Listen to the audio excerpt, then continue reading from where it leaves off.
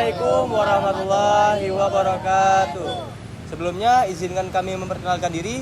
Kami dari kelompok 11. Nama saya MK Fiar SP Gunawan Pohan dengan NIM 25002004777 dari Fakultas Hukum.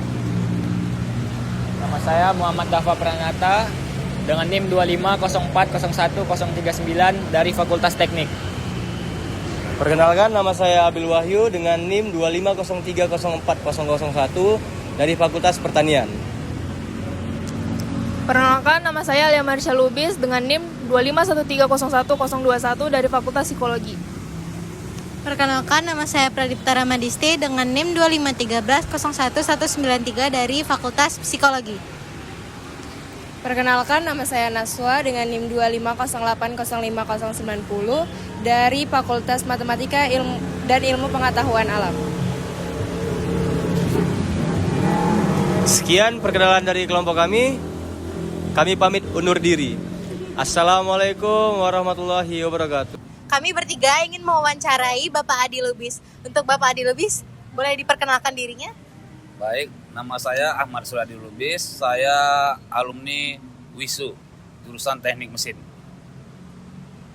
Oke, pertanyaan pertama akan dimulai dari Risa. Risa, dipersilahkan. Baik, sebelumnya izin saya bertanya ya Pak. Untuk pertanyaan pertama, bagaimana kondisi penggunaan teknologi di masyarakat saat ini menurut Bapak? Baik, kalau kita lihat sekarang, teknologi sekarang ini kan sudah menjadi bagian dari hampir semua aspek kehidupan. Mulai dari pendidikan, ekonomi, hingga hubungan sosial. Namun sayangnya banyak juga penyalahgunaan teknologi seperti penyebaran hoax, ujaran kebencian, dan kecanduan media sosial. Jadi bisa dikatakan bahwa teknologi kita maju, tapi kesadaran pengguna masih perlu dibangun. Terima kasih. Terima kasih Pak atas jawabannya. Selanjutnya pertanyaan kedua akan ditanyakan oleh Pradipta. Kepada Pradipta kami persilakan.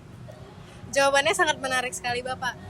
Kalau menurut Bapak, bagaimana caranya kita memanfaatkan teknologi agar bisa bermanfaat bagi peradaban yang baik dan benar? Baik, kuncinya ada pada pendidikan moral digital.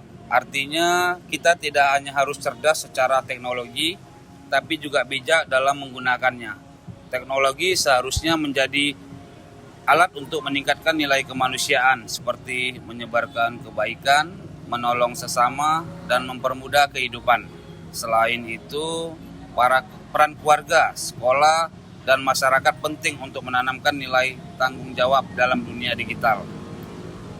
Jika nilai-nilai ini diterapkan, teknologi bisa menjadi fondasi peradaban yang bermartabat. Baik, terima kasih jawabannya Pak Adi. Berikutnya pertanyaan berikutnya akan ditanyakan oleh Naswa. Baik, terima kasih Pak. Ini pertanyaan yang terakhir nih. Apa pesan Bapak untuk generasi muda saat ini di tengah kemajuan teknologi yang saat ini? Baik, kalau saya, gunakanlah teknologi bukan hanya untuk hiburan, tapi juga untuk belajar, berinovasi, dan berkontribusi positif bagi masyarakat. Jadilah generasi yang melek digital tapi tetap beretika dan berakhlak. Karena peradaban mulai lahir dari manusia yang bijak, bukan sekadar yang pintar. Terima kasih. Terima kasih, itu pertanyaan dari kami untuk Bapak Adi. Berikutnya akan dilanjutkan oleh pembahasan. Jadi, dari hasil wawancara tadi, bisa kita simpulkan bahwa kemajuan teknologi membawa banyak sekali peluang, tetapi juga memiliki sebuah tantangan. Dari hasil wawancara tadi kita bisa tahu bahwa teknologi itu dapat memperbaiki dan juga mempermudah kehidupan kita di masa depan.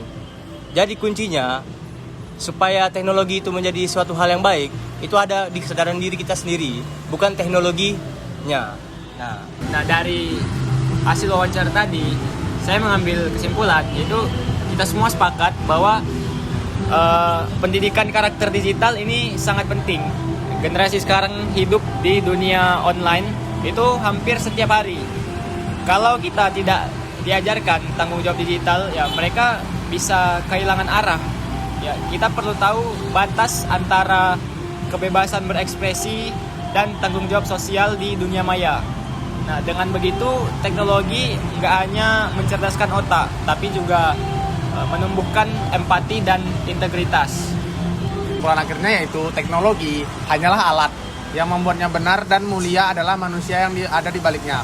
Kalau kita mau membangun peradaban yang beradab, kita harus memadukan dua hal, yaitu adalah kecerdasan digital dan kebijaksanaan moral. Peradaban yang benar itu bukan tentang siapa yang paling canggih, tetapi siapa yang paling benar untuk menggunakan peradaban itu dengan baik. Nah, jadi pesan dari kami, gunakanlah teknologi itu sebaik mungkin. Gunakan untuk hal-hal yang baik-baik aja. Jangan kalian gunakan untuk sesuatu hal yang buruk, seperti memfitnah, doxing, ataupun mencemarkan nama baik orang lain. Baik, itu saja yang dapat kami sampaikan. Wassalamualaikum warahmatullahi wabarakatuh.